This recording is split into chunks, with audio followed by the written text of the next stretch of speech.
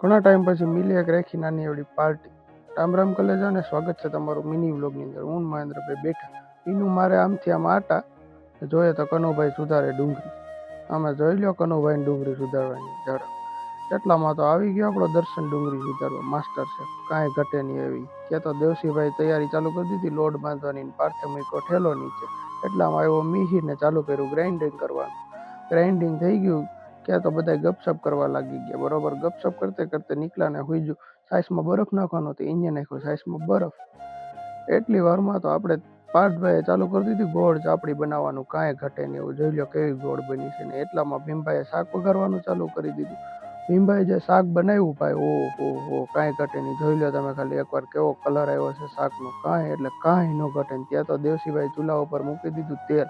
તેલ ધીમે ધીમે ગરમ થતું હતું. એટલી વારમાં દેવસીભાઈ વેલણું લઈને ચાપડી બનાવવાનું ચાલુ કરી દીધું. ચાપડીમાં જોન વેલણે દીધા કરી દીધા, એકથી એક ખાડાને નાખી દીધી તેલના બકડીયામાં, બે ચાપડીઓ એક આયરે.